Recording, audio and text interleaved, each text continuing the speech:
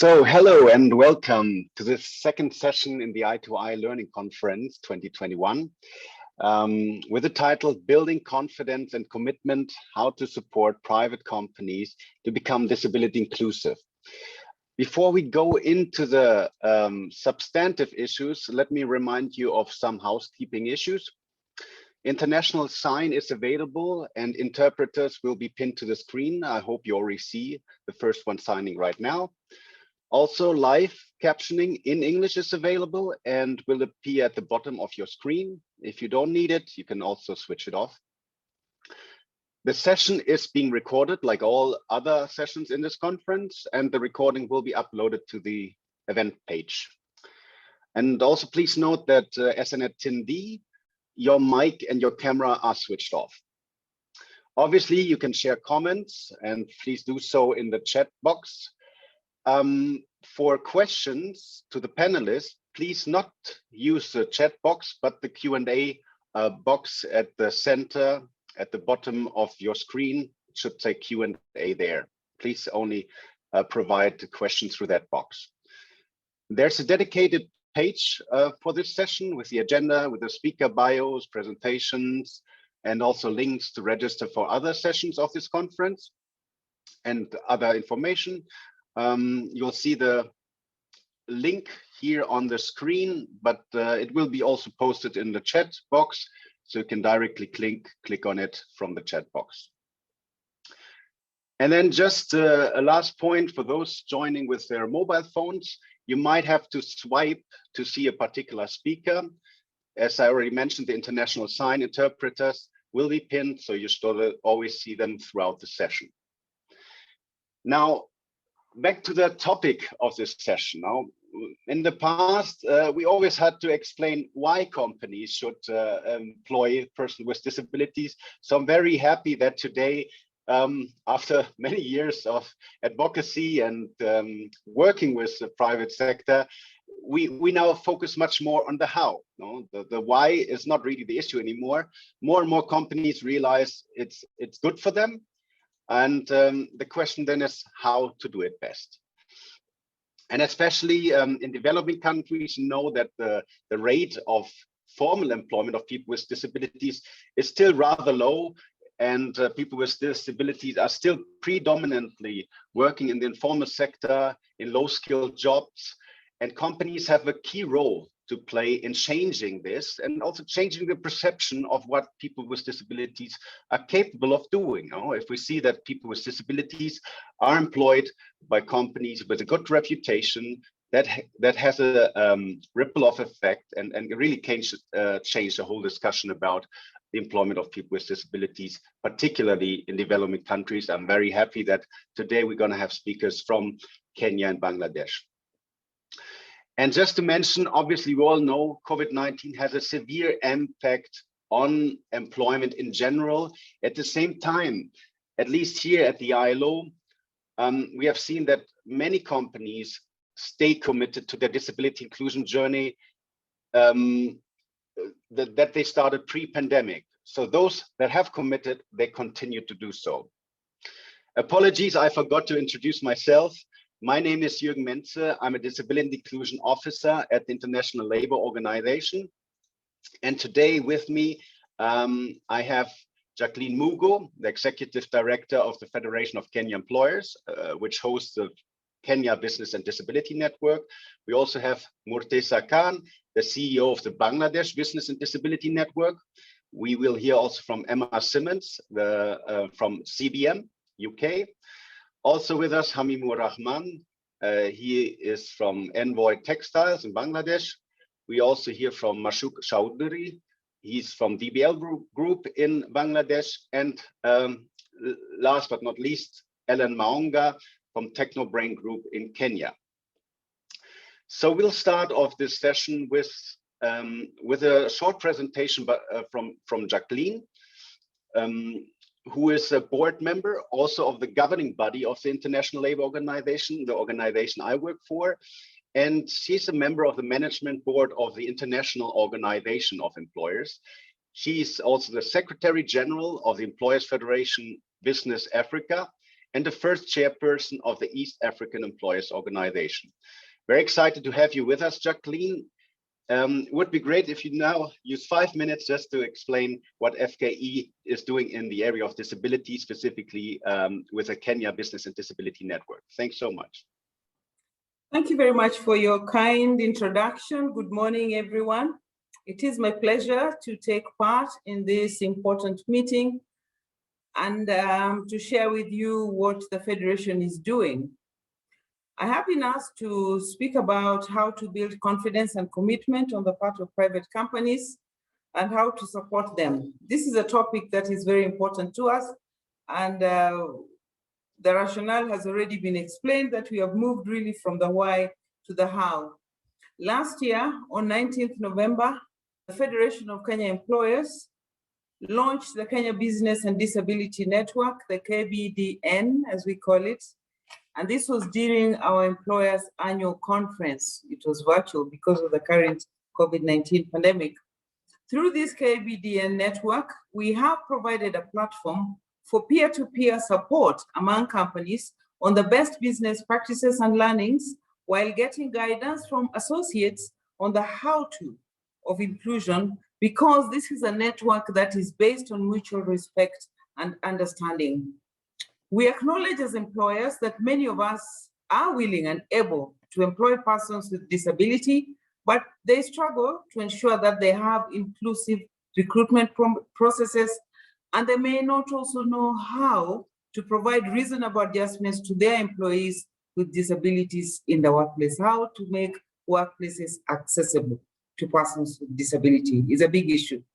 It is therefore critical to get support from one another as employers and from our associates within the network who are influential and who have already done a lot of work in this field. So this network brings people who are just beginning and companies who have been working in this field for a long time to share experiences. I am happy to say that we've made good progress since the launch of the network in November last year. So far, we have sensitized 152 employers on disability and inclusion. 16 of them have asked for a disability inclusion readiness assessment for them to determine the gaps in their workplaces. And 25 of them have joined the KBDN network on a long-term basis. We are, of course, continuing with our efforts to increase the numbers into this network. I'm also happy to let you know that more than 100 persons with disability have been employed by various companies through the i2i project, which brings us together. As we look into the future, we are keen to see that employers not only join the KBDN, but also adopt best practices in employment of persons with disability. So to achieve this, we are working as a federation on including a category within our Employer of the Year awards that will recognize the efforts of employers and the work that they do to move forward in this aspiration of creating more employment opportunities. In this year, we aim to pilot this award among the KBDN members. In the coming years, hoping COVID-19 gives us a bit of a break and reduces its impact, because currently we're in the grips of the third wave, we will in future incorporate this long-term into the award, Employer of the Year awards, because we are determined to continue building the capacity of enterprises on disability inclusiveness. As I said, currently, our country is in the third wave of the pandemic. We are operating under restrictions. As the opening speech indicated, the COVID-19 has made it even more difficult for persons with disability to operate. So it is important that we support enterprises in the SDG aspiration of leaving no one behind, and so that persons with disability in particular are not disadvantaged at this point. I think later on we'll be discussing the details, but that is what I wanted to share with you in terms of the opening remarks. Thank you very much. Thank you very much, Jacqueline. And it's really impressive what the Kenya Business and Disability Network has already achieved in the less than 6 months of its existence. Thank you very much. Now let's hear from Murteza from the Bangladesh Business and Disability Network. Murteza is a founding trustee and CEO of the BBDN, as acronym goes. He was previously a director of the A.K. Khan Foundation, where he led the initiative to establish the A.K. Khan Center for the Rehabilitation of the Paralyzed in Chattogram, Bangladesh. Mutesa, the floor is yours. Thanks, Jürgen. Pleasure to be here. And thank you for this opportunity, and congratulations to the KBDN as well for the wonderful work they've already been doing. We launched the Bangladesh Business and Disability Network about 4.5 years ago, and the main purpose we're working with is to see how can we really facilitate a disability inclusive labor market system. It's really about trying to unlock the potential of persons with disabilities and connect them to the opportunities in the labor market, trying to ensure that the skills and education is inclusive of persons with disabilities and aligned with the expectations of employers. And from a longer term strategic perspective, looking at how the supply and demand side of the labor market equation are moving in the right direction together in terms of disability inclusion. And we found that building support of local and global partners has been absolutely critical in taking the work forward. In that regard, working with the i2i consortium, for example, we've learned a lot in terms of the various aspects that are involved in terms of holistically addressing disability inclusion and what possible approaches could work in that sense. For example, when we started the network, we perhaps did not have as keen an understanding of the importance of social protection mechanisms and how they can really support skills and employment opportunities for persons with disabilities. Yet now we have a much keener appreciation of how that integrated approach is really required to get the desired outcomes in the long term. In terms of working with employers, similar to, I think, the experience in Kenya, we're seeing a very positive response from employers. There is a desire to become inclusive organizations. However, I think more recently what we've seen is that a very adaptive approach is required to meet their needs and to really build an understanding of their specific situation. And there are nuances based on the industry they're in or the type of business that they are. For example, if it's one location, one office, one factory, it's a certain kind of approach versus a more dynamic situation where there may be, multiple locations, rural, urban mix, perhaps third parties involved, and suddenly you need to take a slightly different approach. While of course the framework stays the same, we found that employers are kind of working with parts of the intervention based on their corporate mandates and their what they're able to do within that specific scope. So I think that flexibility in terms of the rollout and services offered to employers has been quite effective. And I think to approach it in terms of a maturity model of a disability confidence building over time is perhaps a way to go about it.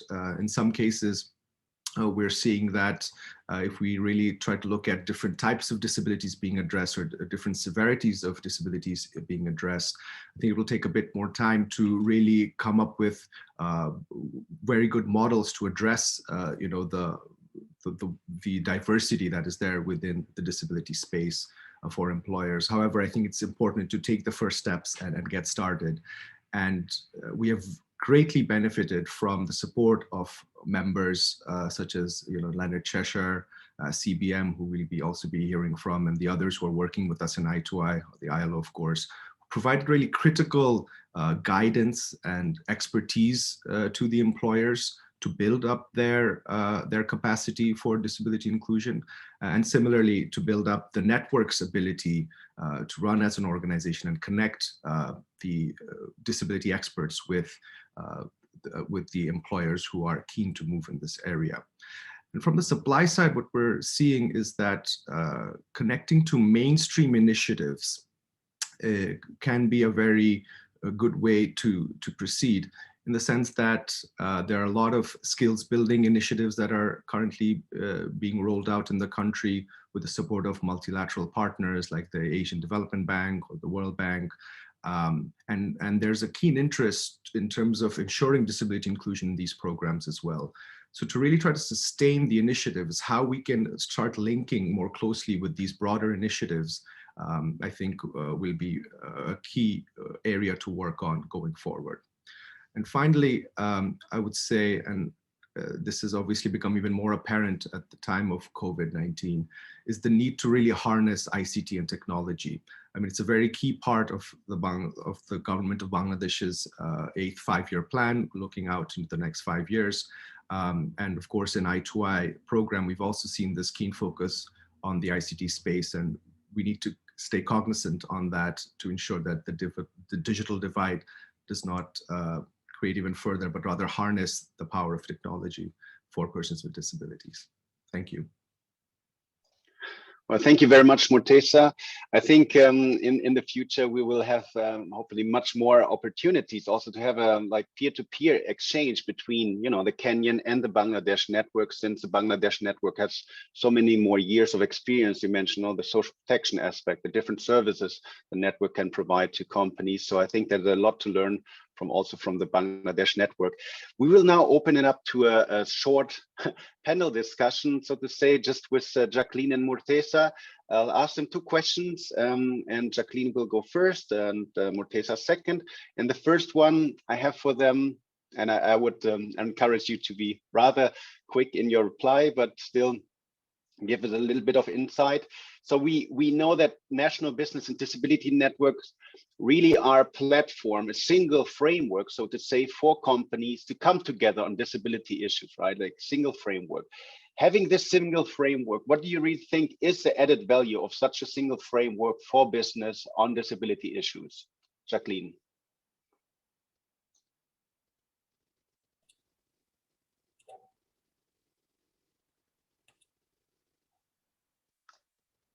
Thank you. Sorry, my network, my system has been acting up, but now it's back. What is the advantage of having a single framework? I think from our short-term experience, this brings companies together and gives them opportunity to share ideas and learn from one another instead of being alone. So you get that collegial setting where you know you're not alone, and you can perhaps fast track some of the ideas that you have. So companies can get expert assistance from the collaborating partners. I think we've just heard from my colleague from Bangladesh about the importance of linking whatever a company is doing on their own to broader initiatives within the country. So this gives you that opportunity. You can better coordinate the inclusion efforts if you're more than one and you have a network to be able to scale up what is happening. And through this, I believe we can achieve better results than when efforts are fragmented and everybody's trying to do their bit with the little resources that they have. But you can then scale up and do more and go further. I think it is known that if you want to do something, then you have to work with other people. Lastly, being in a network will encourage adoption of good practices, even in companies that are not members of the network. Those that are not members of the network will see what companies that are more advanced in this have opened up their spaces, are more inclusive, have persons with disability in their employment. They will see the impact that that is having on employee morale and on the overall performance of the company. And perhaps this will be a testimony to them about the advantages of having an inclusive workplace. Thank you. Thank you, Jacqueline. And I think all points very important. As also the last one, we said, look, it's inspiring companies beyond the network to do better on disability. Thanks so much. Murteza, what is your view on the BBDN as a single framework for companies on disability issues in your country, Bangladesh? Thanks. Jürgen, firstly, I would echo all the points that Jacqueline has already mentioned in terms of, you know, that knowledge transfer that happens, that sharing of learnings. It helps to raise a lot of awareness.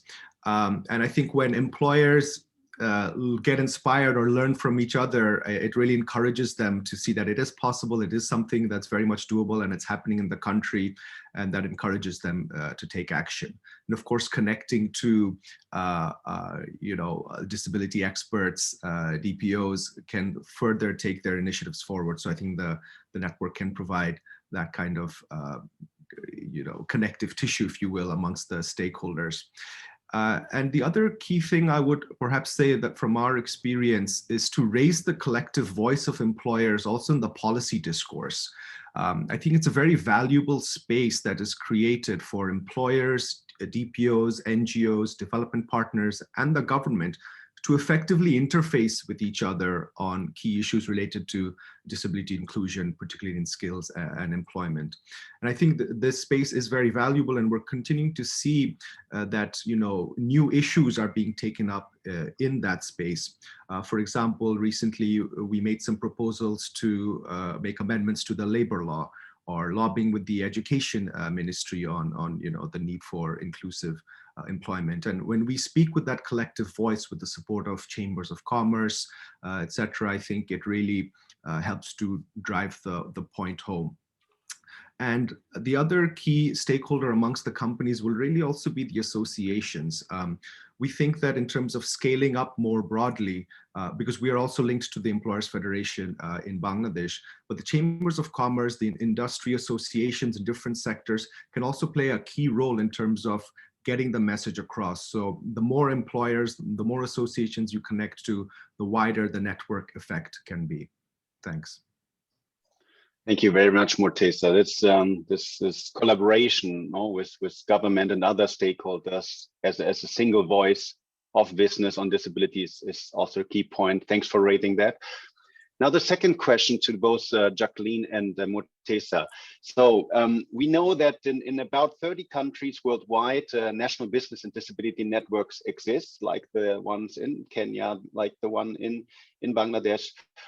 So what would be your recommendation to companies that want to start a national business and disability network in countries where those networks don't yet exist? So what are your, let's say, your two key recommendations, Jacqueline? Well, first I would say just start. Start with what you have, start where you are, be the light, and others will join, because the network is the eventual aspiration, but somebody has to start. This is the right thing to do, so you should just do it and others will learn from you. There are also international support systems that you can log on to. So I think starting would then be the best place, because if you don't start, you won't move. Secondly is working more closely with national employers federations. This is important because those employers federations, and most countries have them, the International Organization of Employers, to which I'm a board member, has more than 150 companies. So in most countries, you will find an employers federation, and that will give you a network already through which you can then scale up the work that you're doing. And I think those two would be my recommendations. But as you are starting where you can, you really need support from the top, at the highest level, the CEO of the organization, the board, because the tone at the top is very important. Then that message will be cascaded within the organization that this is something good to do. It makes business sense, and it will make your company be competitive and build your reputation. Thank you very much, Jacqueline. Since you're representing the Federation of Kenya Employers, very good point of involving the Employers Federation in the countries. And we know that in Bangladesh, it started also with the Bangladesh Federation of Employers. But Morteza, what are your two key recommendations for companies in other countries that want to start a national business and disability network? Well, I can make 4 because I will echo the ones that Jacqueline has already said. So those included in addition. I will say connecting to the ILO Global Business and Disability Network, absolutely key step to take to really get an understanding of what a network can be, draw inspiration, get guidance. I mean, for Bangladesh, just having attended one of your conferences really opened up our eyes in terms of what it could be, and it inspired us to try to replicate locally. And I think there's a lot of rich resources available there to really get an understanding of how a network can function. So that's a great starting point. And as Jacqueline rightly mentioned, as the federations are constituents of the ILO locally, that helps to make that connection from the global to the local level.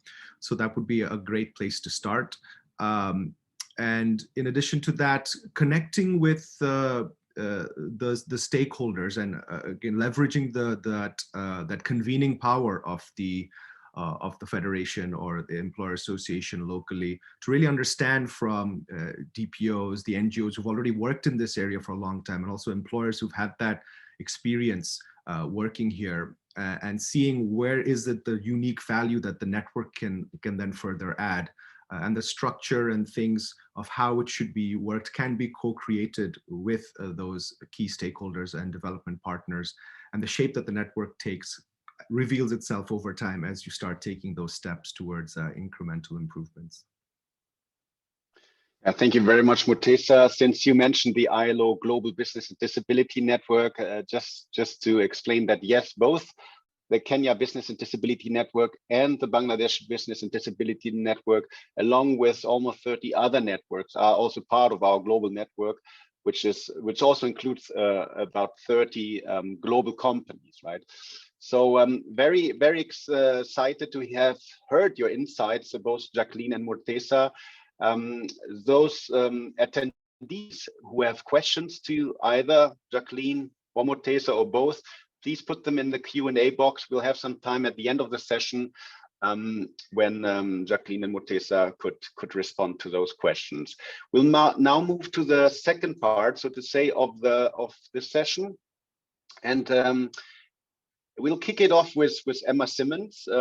She will present the work CBM with their partners did on disability and gender assessments in companies. Emma has been in her current role as program officer at CBM UK since 2019, overseeing programs in Kenya and Bangladesh. So she's perfectly placed here today, and with a particular focus on inclusive livelihoods. Before she came to this role, she worked in Afghanistan, the South Caucasus, and Russia. Emma, very excited to hear a presentation. Over to you. Thank you, Jürgen, and good morning to everybody. Thank you to Jacqueline and Mutesa for your very interesting presentations so far. So I'm going to speak a little bit this morning about the disability and gender inclusion assessments, which CBM and our local implementing partners, Centre for Disability and Development in Bangladesh and the Association for the Physically Disabled of Kenya have been leading in i2i. So these are assessments touching on disability and gender inclusion in private companies, with the aim to support companies to develop an action plan and meet a set of minimum standards around disability and gender inclusion. We've been working closely with other consortium partners to implement this, so particularly Plan International, who have provided really beneficial support on the gender inclusion aspect. Of course, BBDN and KBDN, as well as ANDI, and of course, OPDs in both countries. So to do the assessments, we developed a set of assessment tools drawing from a number of existing resources, including the ISO guidelines on accessibility and usability of the built environment, ILO's Global Business and Disability Network Model Self-Assessment Tool, and the World Blind Union and CBM Global's Accessibility Go toolkit. The assessments looked at a number of different areas, including physical environment, the procurement of goods, services and facilities, information and communications, capacity development and training, workplace policies and procedures, and organizational culture. And of course, we speak about disability and gender inclusion, understanding that there are multiple barriers to women with disabilities in the workplace on the basis of their disability and their gender. And so we need to understand this from an intersectional point of view. We've conducted 40 assessments in Bangladesh, which is the total target for Bangladesh. And we've conducted 15 to date in Kenya out of a total target of 30. So we still have a number to complete in April. The assessments consisted of site visits and also, especially since the lockdown, virtual site visits. So these were sort of a series of video calls with company representatives. The assessment teams were mixed, so there were OPD members, representatives from the companies themselves, representatives from different i2i partners, and an occupational therapist and an HR specialist. We also conducted interviews with employees, both men and women, with and without disabilities in several of the companies. So I'm just going to touch on a few findings.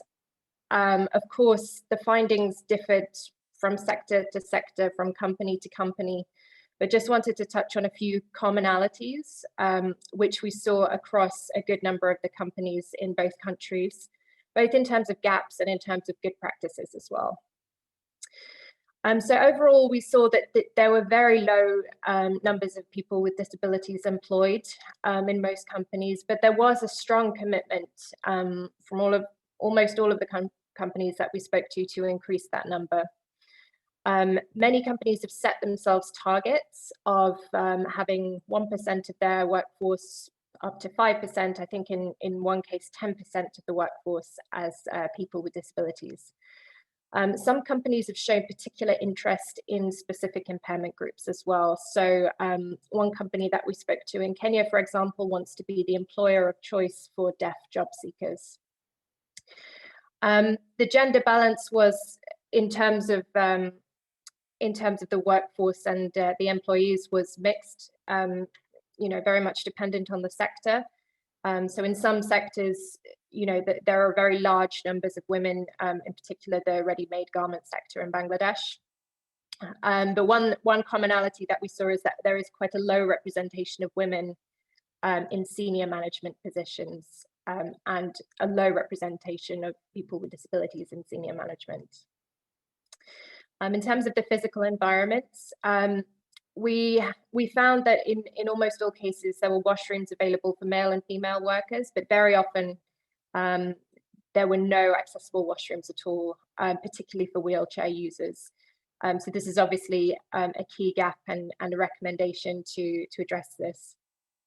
One good practice that we saw, and particularly in Bangladesh, but also in Kenya as well, was the presence of daycare centers for young children, and private spaces for breastfeeding or expressing milk, which obviously supports the integration of women into the workforce.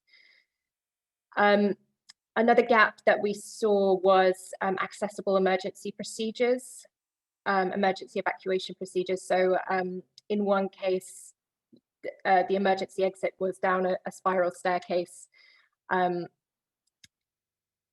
We also found that staff with disabilities are rarely represented in emergency management committees. So that would be a recommendation to increase the numbers to be able to ensure that the evacuation procedures are inclusive. We found that procurement procedures for goods, services, and products largely don't embed accessibility. And considering accessibility from the beginning can be a huge cost saver later. So this is another thing that we would strongly recommend. In terms of information and communications, we found overall a low prevalence of accessible ICT in the workplaces that we visited. But on the other hand, there was very high interest and enthusiasm from companies to learn more about this. I think this was the area which companies seemed particularly the most interested in. And this is obviously understandable due to the COVID situation and the increased reliance on technology as a means of working. Another good practice that we saw, particularly in companies in Kenya, were numbers of staff trained on sign language and willingness and enthusiasm to train more of their staff. And there was even a commitment from one company to train all of the staff on sign language, as well as sign language guidebooks provided to line managers and sign language interpreters hired for key meetings and trainings. We found in terms of communications, external facing communications like the website, that they often show men and women, excuse me, but they don't normally counter stereotypes. So we usually see men in positions of, in leadership positions or positions of power, and women reflected in more junior positions.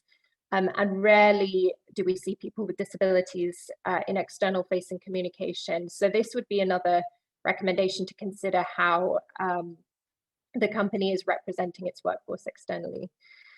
In terms of policies, we found in most cases that policies contain statements of non-discrimination, and that I think in no cases we saw any direct discrimination. So we found that men and women and people with disabilities and people without disabilities have access to equal benefits and pay in writing. We saw commitments in the policies to gender equality and safeguarding and anti-harassment.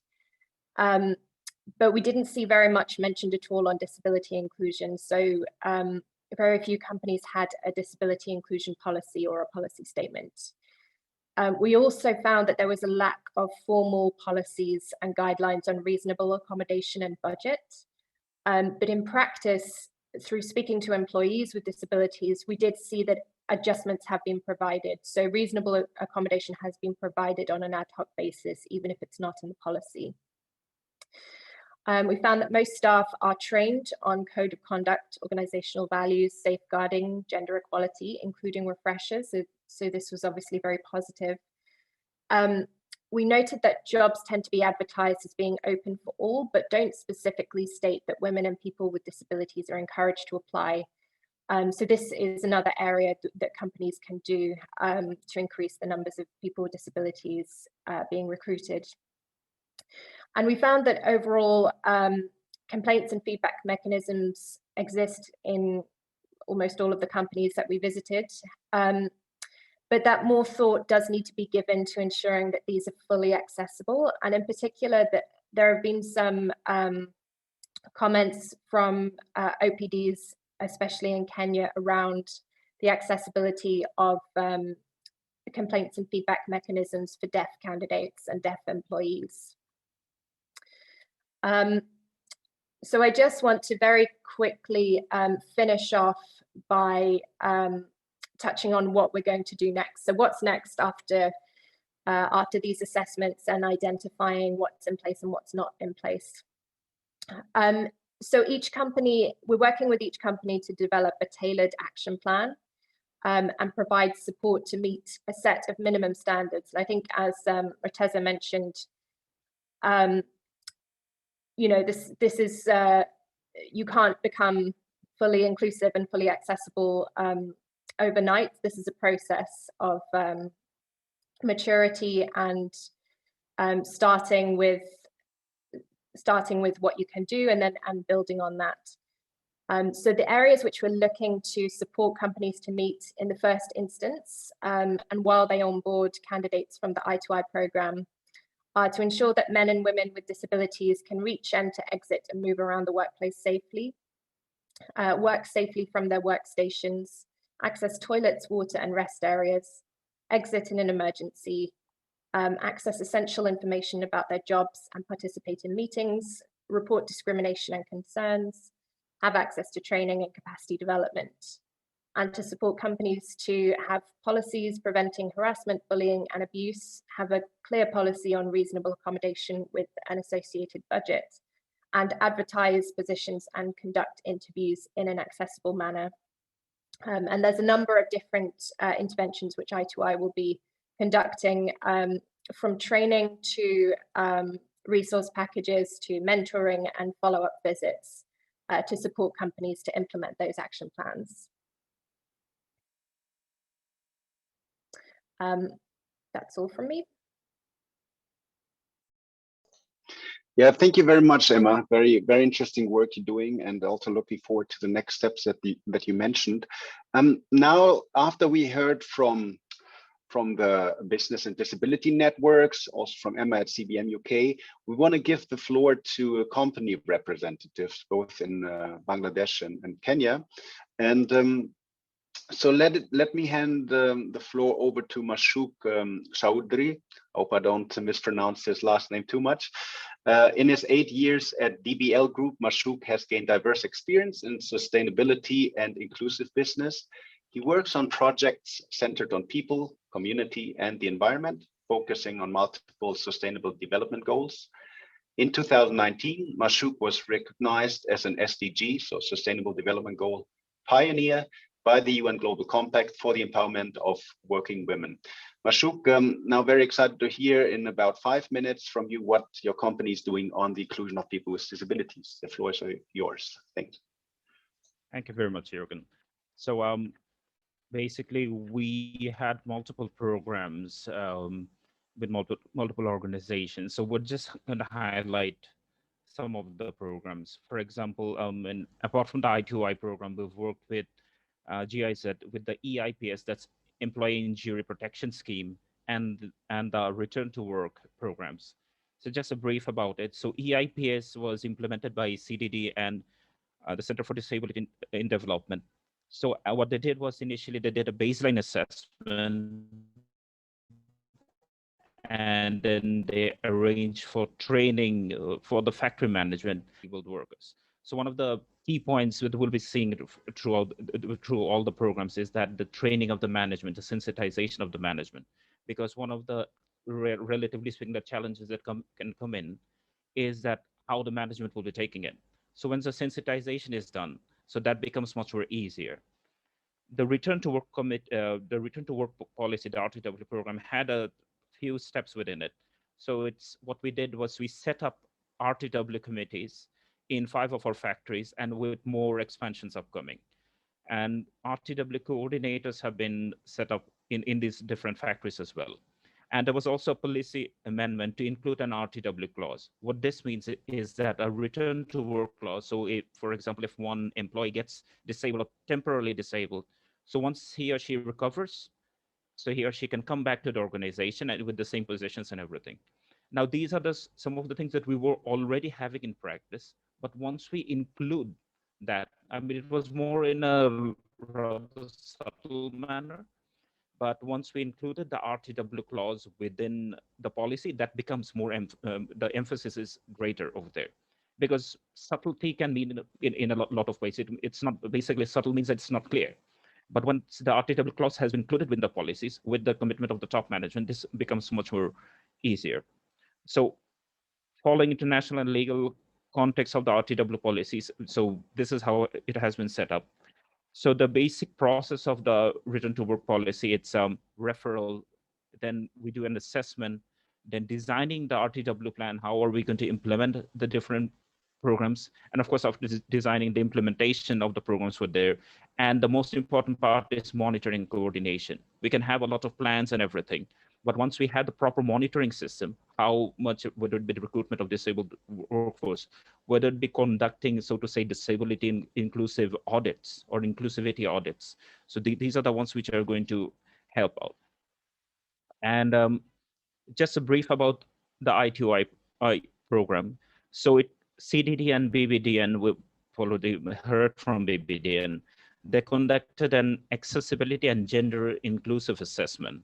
And it consists of checklists and reports. So basically, what are the things? It's something like an audit. So what are the things that we need to do, whether it be starting from ramps, whether it be starting from a braille accessible lifts, and or there are other methods, whether it be the color codes. So these things are required because, for example, from a company side, we will not be having the relative expertise within it. That's why SDG 17 comes in over here, because partnership for the goals, because we're partnering with the relevant partners, and so that their expertise and everything, so that's coming in, and that's what helps companies have greater performance. So it's not, the basic idea is it's not just having the goals or having the commitments, but once we have selected the proper partners, the implementation becomes much more easier.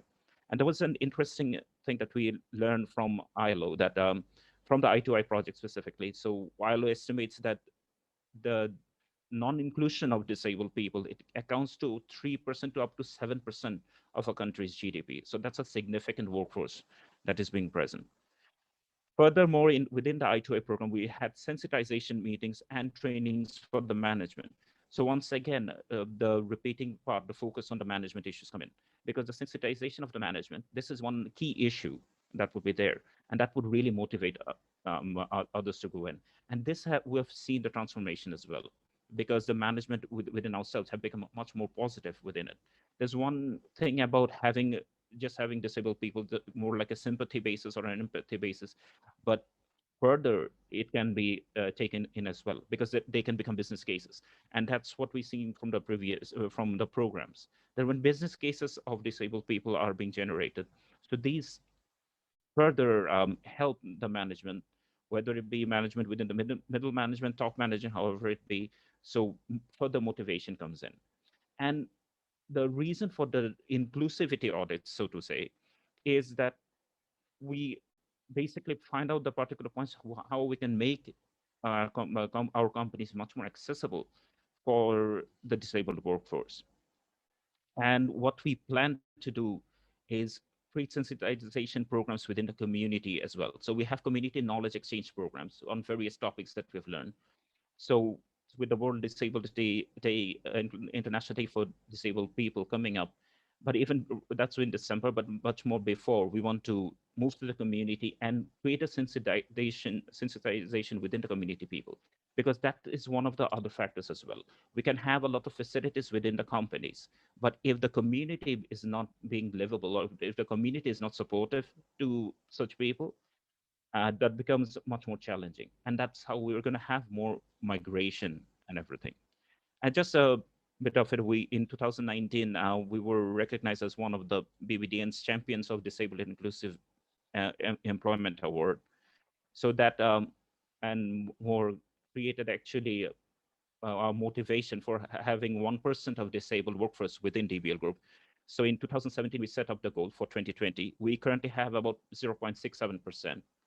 So we have recruited 0.67%. So it's good to have ambitious goals, but because that is what's going to drive us further.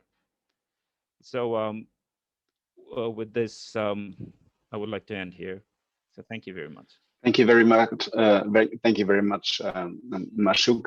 And always good to have ambitious goals as long as they can be achieved. So thank you. Now moving from Bangladesh back to Kenya, we'll hear from Ellen Maonga.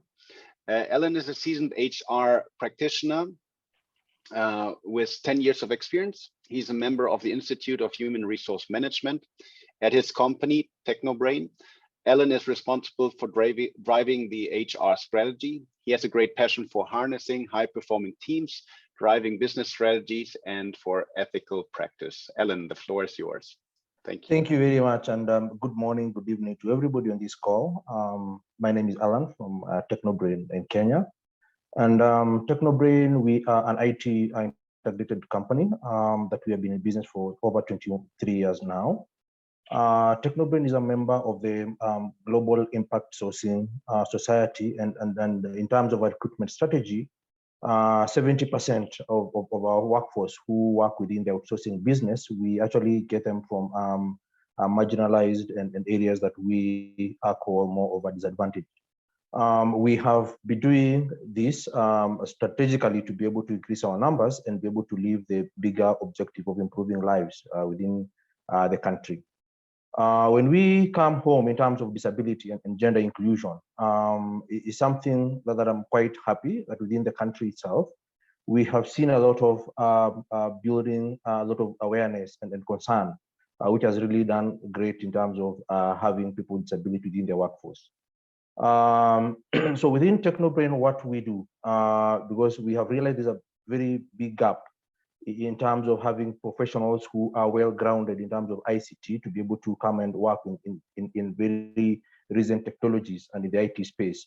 So we have a plan, is a 2-year plan called WLP, is a work integrated learning program, whereby whenever we bring resources on board from marginalized areas through our impact sourcing strategy, then we place them to work closely with an expert, either a technical consultant, either functional or technical senior consultant, just to be able to hold and skill up the employee to be able to be part of the team.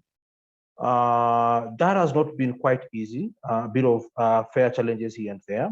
And this is mostly because initially we didn't have a very clear platform in terms of where do we get staff who are IT qualified that can be able to work into a solution.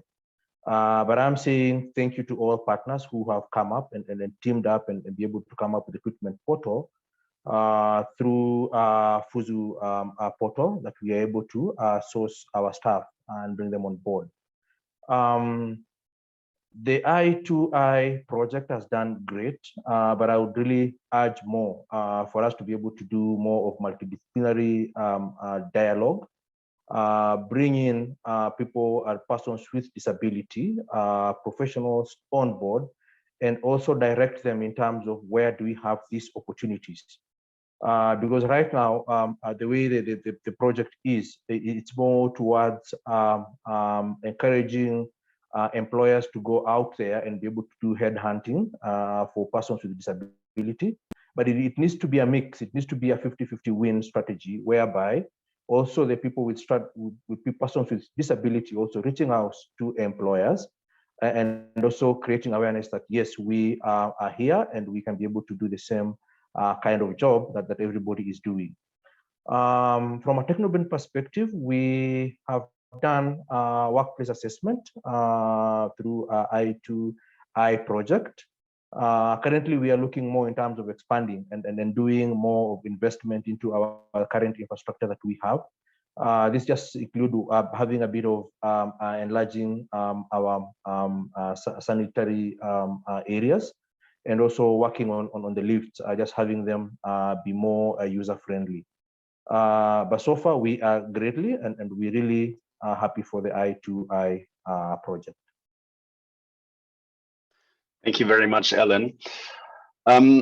So before we open it up for questions from the audience, I use my privilege, so to say, as moderator, to engage Mashouk and Ellen in a little bit of a discussion.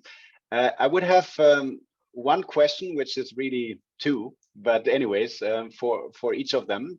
And maybe we start with Mashouk. And it goes like this: based on your experience in the i2i project, what is one key lesson learned about disability in the workplace, and one recommendation you would have for other companies? Mashouk. So one key lesson that we've learned is that I'll refer to specifically the women workers inclusion, because one of the things that although we've been recruiting, we've also been seeing migration of the disabled people is increasing within the market. And in terms of retention of women workers, we've seen that it's about 0.67, with significant retention of women workers that what we have, it's about 67% of the women workers are still staying. So this is something which is really encouraging for us. So what happens is that this becomes a business case as well, because once we have more retention rates, so that's going to be much more better for a company, because we have more case stories, we have more success stories within it. So for the recommendation for the companies, I would say that directly, that as Jacqueline said, that we just starting off with it. Once we start off with the correct partners and everything with different projects, so this will automatically improve us. And one recommendation that I can have is that also to focus on the communities, because in case of Bangladesh, so we have several factories in DBL Group. So apparels and textiles, ceramic tiles, and other upcoming factories are there. So one issue is that within the local communities is where our workers will be staying over. And in that particular case, if the communities do not have the proper privileges, that becomes a particular challenge.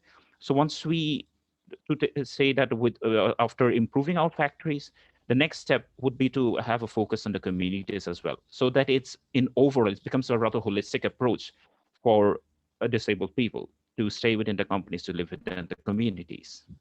Thank you.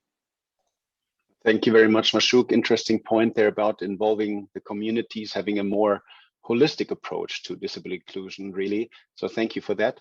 Ellen, for your company, Technobrain, what is a key lesson learned and what would be a recommendation for other companies? Thank you. Thank you very much. A key lesson learned is from the i2i project. It is quite visible. Talking about diversity within the workplace is quite of a challenge. But what we have learned through this project is that we need to have a committee or a unit or a department that will be able to champion social inclusion within the workplace. And this is more of creating practical alternatives within the workplace, just to be able to make sure that staff who have got special needs within the workplace are well taken care of. And this includes coming up with buddies just to be able to unhold them and make them feel part of the bigger community. In terms of my recommendation would be more going forward, I would want to see i2i project bringing on board trainers and professional courses providers, just to be able to also learn from employers in terms of how is the space like in terms of employment, so that we can also go back and be able to empower more information with people with persons with disability in terms of these are the available opportunities within the market that you can easily work on. Right now in Kenya, most employers are being encouraged to enable their employees work from home. So it actually makes it easier for persons with disability also not to be able to be disadvantaged with transport from home to work, but also work from home. So we are seeing more space being created and expanding to accommodate persons with disability. Yeah, so i2i project, we have quite a lot to do. As employers, we are ready to work with you within the project, just to make sure that also persons with disability are up to skill ahead of any future recruitments. Thank you very much, Ellen. And thank you very much really to all the panelists so far. And you all stayed in your time limit, so it's great. So we will have enough time for Q&As with the online audience. Also, just to mention that we got a little bit more time because Hamim Rahman, who was supposed to join this session, unfortunately couldn't make it after all. But now let's take the first question from the online audience, and I think this one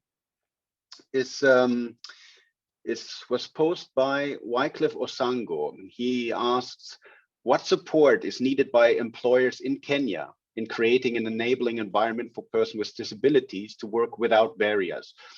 I mean, he asked about Kenya specifically, but I think it's a question to any employer in Kenya or Bangladesh. So over to the panelists. Who wants to take that question? What kind of support would you need to do an even better job on disability inclusion? Ellen? I think I'll go first. Yes. In terms of a Kenya context, the support that most employers would need is a platform which we already have one through APDK and CBN, in terms of where do you find persons with disability. So we have a big database that you need to register on. It's a recruitment portal called Fuzu. So yeah, we already have staff with disability professionals, quite qualified, that you can easily tap from.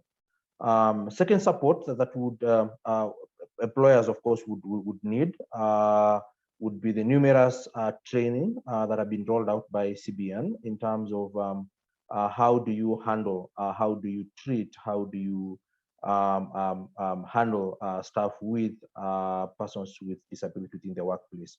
It's quite a good training. We are also part of listed to be do the training. This is including training people managers, because they are the ones who will be handling the person with disability on a day-to-day basis in terms of their work. So how do you appraise them? How do you show empathy on them? So it's quite encouraging what the project is currently doing. Thank you, Ellen. And I think you already addressed another question another participant had on where job seekers with disabilities would find companies that are open to hiring them. You mentioned the Fuzu job portal in Kenya. Coming back to the question, what kind of support companies would need to do an even better job in including people with disabilities? Maybe a Bangladeshi perspective on this, Murteza or Mashouk? Of course. So it's the idea would be, as we stated before, emphasizing on SDG 17, just partnership for the goals. So partnering with the right organization, because if you're, for example, partnering with the Center for Disability and Development, so they would be having the expertise in how to improve the working conditions and everything. So, and how to basically attract employees with special abilities as well. So for example, within the job descriptions, if we have something that we do encourage the participation of people with special needs, so that would really encourage, because it's just one statement which might not seem that much significant, but which in reality would be much more significant as well. So we're having partnering with the right organizations. So, and we are also just making slight modifications to our recruitment methods. Thank you. Yeah, thank you very much, Mashouk. Just wondering also from the perspective of the business and disability networks, which really bring the companies together and listen to them, know what kind of support they would need, what kind of maybe also work with the government is needed. Just wondering from like a more perspective of the networks, what do you think, or what do you hear from your companies in Kenya and Bangladesh? What are their, let's say, most pressing needs? Jacqueline, Murteza?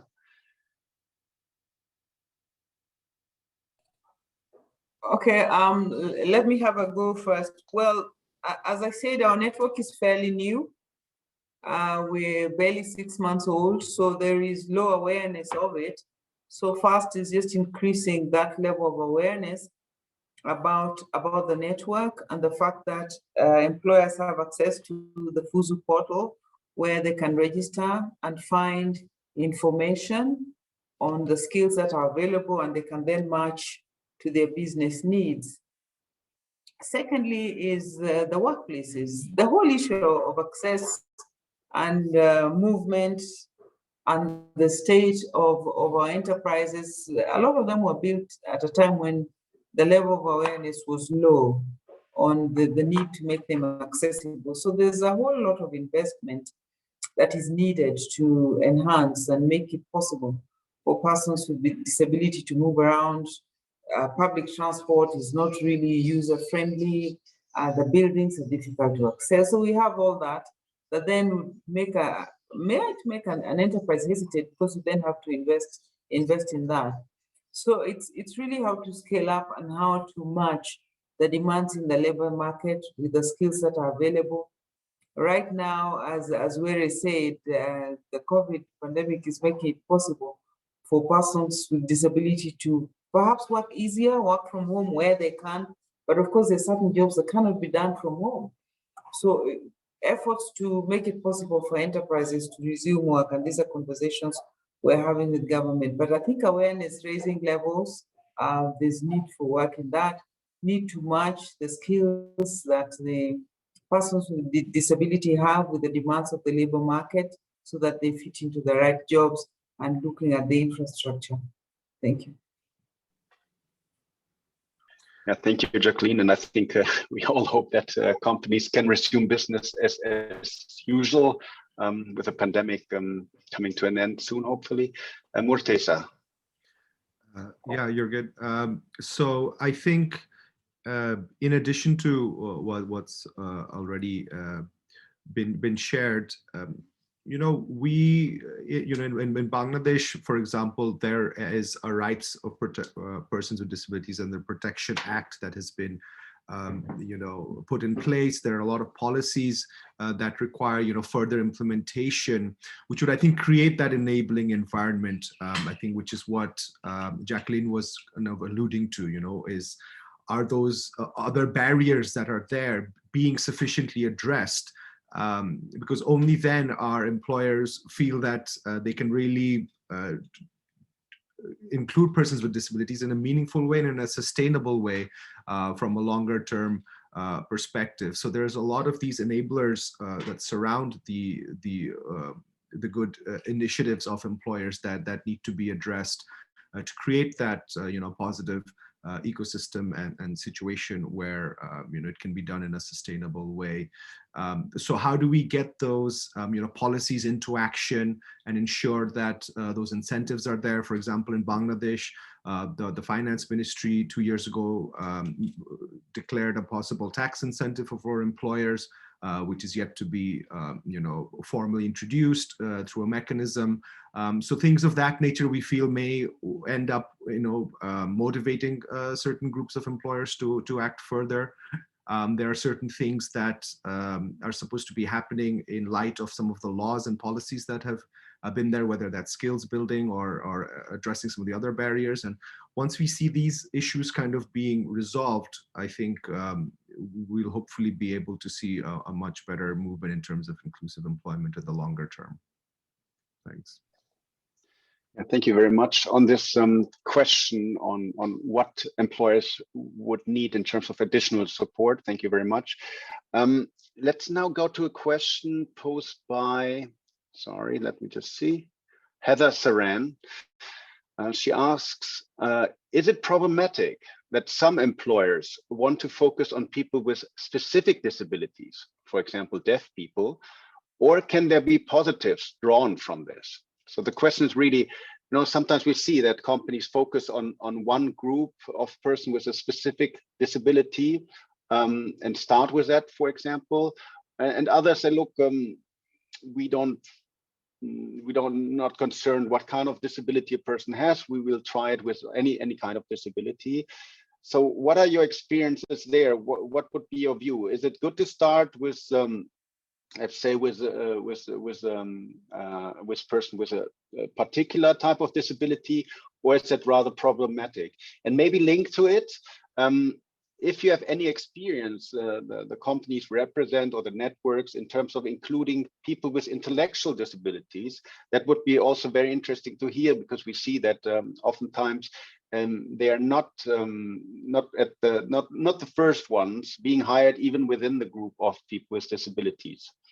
Anybody wants to share their views on these issues?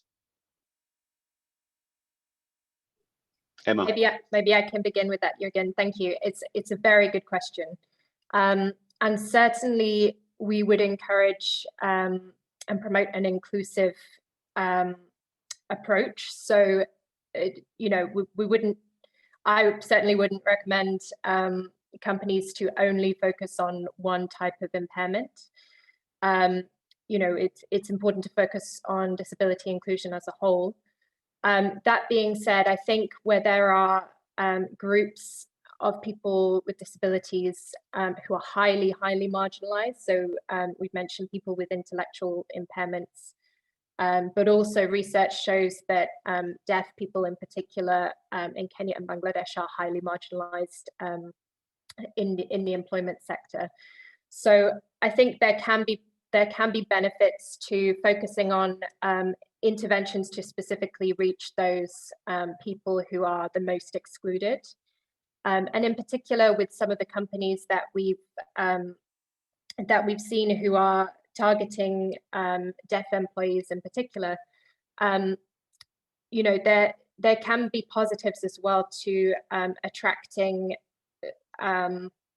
numbers of deaf candidates within the workplace, enabling deaf people who communicate in sign language to have a community within the workplace, as opposed to maybe just having one or two people for whom it's difficult to communicate with the hearing colleagues. And in terms of adjustments to the workplace as well, there can be sort of economies of scale in, let's say, hiring sign language interpreters and training employees on sign language if you're looking at a specific impairment.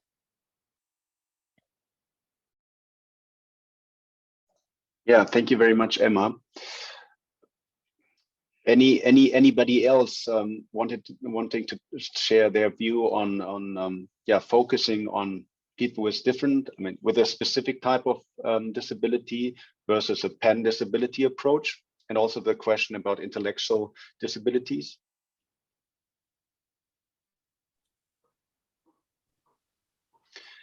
It could be, please. Okay, Ellen, I think you had your camera on for a split second earlier than Mashouk, but let's take Ellen first and then Mashouk. Of course. Thank you very much. I think I'll take part of the question. And the question is, why do employers focus on a particular persons with disability than the other? This is more of the current available resources that we have. Because we have employers who don't have a luxury of having their own building, but we have those who have actually leased them out. So it becomes kind of a challenge to be able to remodify a building that you have leased out. So that is why you find it's quite easy and manageable to have a certain persons with special needs come into the workplace than different other categories. So that is why you find employers having that particular preference. But holistically, yeah, in the long run, as we see more of social inclusion awareness go out there, this will be able to see all persons with disability being incorporated within the workplace. Thank you, Ellen. Mashouk, you also wanted to share your points. Thanks.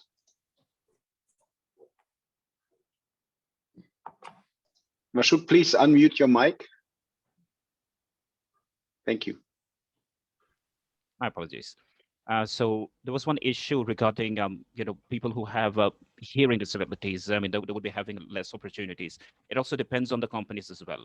I mean, for example, if you're referring to our companies, we have generator rooms. So in that particular case, they have to wear these heavy earplugs and everything. So these are the places where people with hearing disabilities could well be more fit for the job, because it would not be too much bothered by the noise and everything. But that doesn't just limiting them within that. What can be done is that if we have an assessment within the company that this such and such areas would be for such and such people, so that might help us expand better.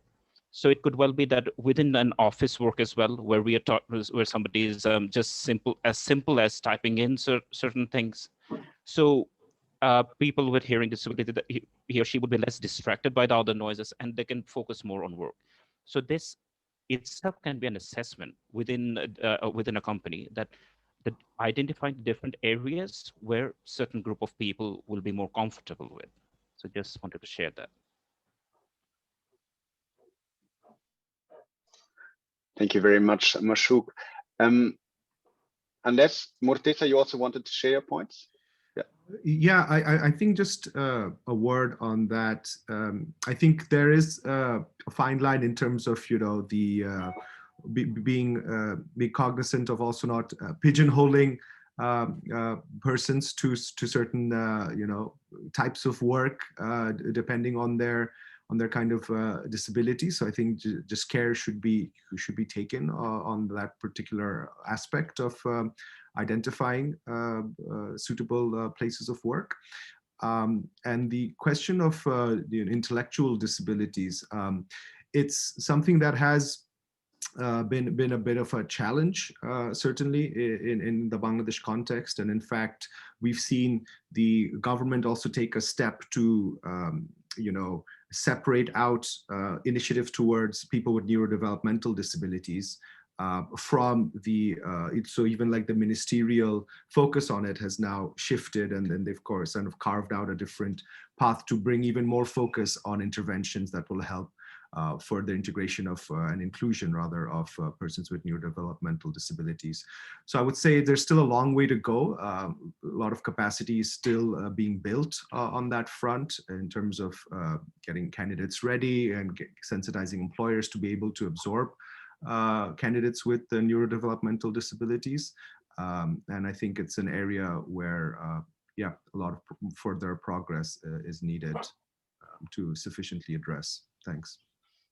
Yeah, thanks, Morteza. Definitely a lot more work ahead of us. Let's move to a question posed by Liz Ombati. She asked, what good practices are we seeing coming up as far as engagement by private companies with organizations of persons with disabilities? Are we seeing any new learnings? Which roles are organizations of persons with disabilities playing in this sense? So really the collaboration between companies and organizations of persons with disabilities. What kind of experience do you have in the companies themselves and in the networks? Would be really interesting to hear. And thank you, Liz, for this question.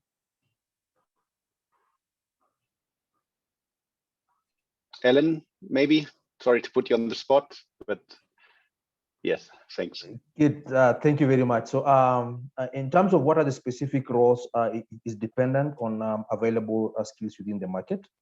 From a Technobrain perspective, yes, the easy roles to be able to fit in a person's ability, quite a big percentage of it would be through the business outsourcing model. It's more of a customer representative, whereby when we bring them on board, we actually need to skill them up in terms of the product knowledge, and which takes about 2 to 3 months to be able to train them on the job. But if you go deep into very technical roles, very IT technical roles, those will need a bit of time, and that is where after this call, I think we'd have in terms of how do we move forward. And moving forward, I'll be calling on for us to be able to bring on board more professional trainers and course trainers, including IT and other skills sets, just to be able to make sure that we have even that pool available in the market. Thank you, Ellen. Any other experiences working with organizations of persons with disabilities, also as part of the networks? Maybe we know that they usually form, or sometimes organizations of persons with disabilities form part as members in the business and disability networks, as kind of advisors, having a very good expertise on disability issues that sometimes is not yet there in companies. So maybe from the business and disability networks. Can I just add our perspective from Kenya, building up on what Alan has said? When we launched the Kenya Business and Disability Network here, the Association of the Physically Disabled in Kenya was one of the partners that we launched it. We included in the vision in terms of implementation of this network and participation of companies.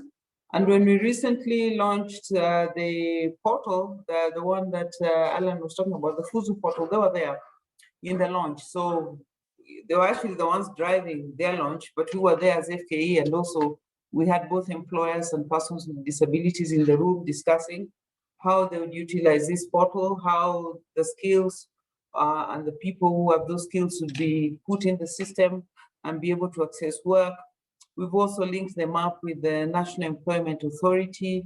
So I think this provides a very useful platform and a system of collaboration going forward, because you then connect the persons with disabilities with employers, and they're then able to have these conversations on their own, have bipartite collaboration, discussions, and to see where persons with disabilities can then be absorbed into employment. So I think that structure of implementing the network is something that can be replicated and should be able to enhance the chances of success of placement of persons with disabilities into employment. Thank you. Yeah, thank you very much, Jacqueline, for these important points. Murteza. Yes, so part of the i2i program, there are quite a few organizations of persons with disabilities involved. One of the key roles they're playing is indeed identification of candidates with disabilities and getting the word out amongst the community about a lot of the initiatives that are being taken on by employers and the program more broadly. In addition to that, when we've run sensitization sessions, they have been taking part as well as a way for employers to also learn directly from persons with disabilities and their organizations. For example, we ran a session with over 200 Unilever management team members last year, where we had participation of organizations of persons with disabilities. So I think there's a few ways that they've been getting involved. And of course, in terms of the policy discourse as well, they're playing a key role alongside the employers. Thanks. Thank you very much, Mutesa. I think what is coming out from the responses is that the more stakeholders, relevant stakeholders you involve, you will have a more holistic and a more powerful approach, so to say, as long as the roles are clearly defined. And I think we have seen that collaboration between companies and organizations of persons with disabilities is really effective to promote the inclusion of persons with disabilities in the workplace.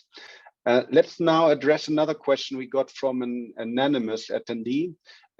She or he asks, panelists talked about training senior management and leaders in companies to raise awareness. What specific types of training for leaders and senior managers have been successful to have them champion and especially monitor disability inclusion in their companies? So the question is really, we know awareness is key. Without awareness, we can't do our jobs in the area of disability. But then we sometimes try what training really works. So what training is long-lasting, sustainable, which makes leaders and managers really committed to disability inclusion, and also leads to the fact that progress is really monitored and can be addressed. So any points from the panelists on effective training, modalities or content or collaborations you have seen in your work?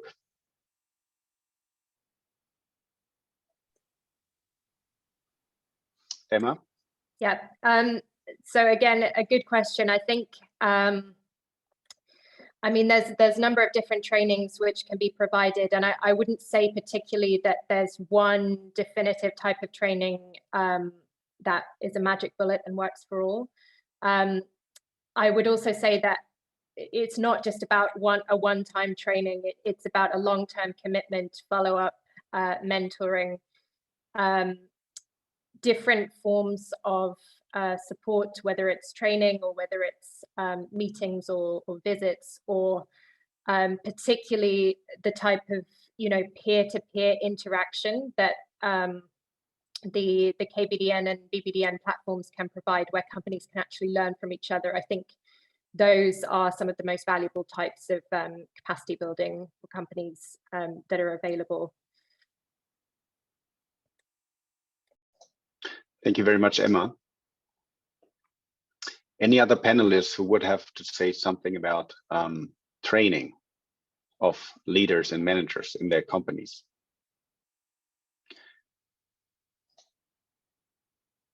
If not, we can also address another question here. I think in the presentations from Jacqueline and Mutesa, they touched upon it a little bit, but let's bring it back.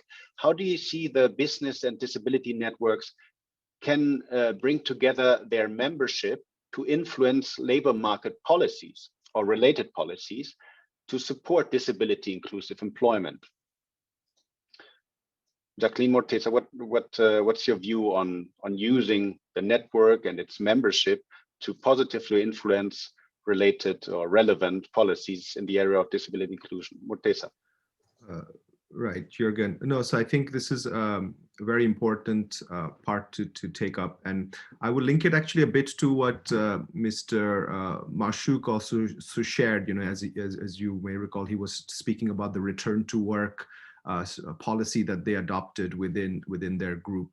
So similarly, and as you were mentioning, they were working with GIZ on that, and we've been working with GIZ in terms of coming up with a holistic return to work strategy that is now being rolled out. And part of that was indeed bringing the stakeholders together, bringing our members together, both employers, organizations working with persons with disabilities, and also the NGOs who are working in that space, other civil society organizations, government stakeholders, development partners. So it's really a collaborative multi-stakeholder process, getting the inputs, agreeing on the strategy of what a return to work should look like, what are the amendments needed in the Labor Act to enable return to work policies to take hold and take shape.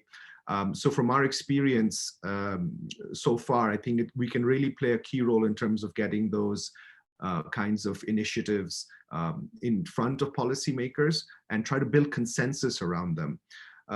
Because I think that's the other key piece here from a legislative perspective. On the one hand, there's this balancing act between ensuring what employers are able to do without feeling like it'll be too difficult for them to do, and also, of course, taking into account what other stakeholders are expecting, whether that's the workers' unions or development partners, the government, and to play that role of convening and building consensus is, I think, a key area where the network can certainly leverage those relationships to move the policy pieces forward.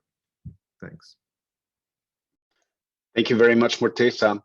Maybe Jacqueline, one last point on how you see the network, the Kenya Business and Disability Network, and its members influencing positively relevant policies. Thank you. Well, I agree with what Morteza has said about working together, the need for collaboration, and the fact that this involves all the stakeholders really in the labor market to work together. In the case of Kenya, the constitution, the labor laws envisage the employment of everybody, including persons with disabilities. These are enshrined in policies, in the laws, in the constitution, but how to implement it, how to make it come alive, what is stated in legislation, what is stated in policy translating into actual employment of persons with disabilities. So employers, organizations working together with their members and the networks can, through advocacy, which is a main role that we play, talk with government, discuss with government on a friendly basis to share what is needed to support them in employing persons with disabilities. Government has a very big role in having the data and the information so that it's centralized, and then this would be available to business. But the whole atmosphere and climate in which the initiatives of employment of persons with disabilities done is very important.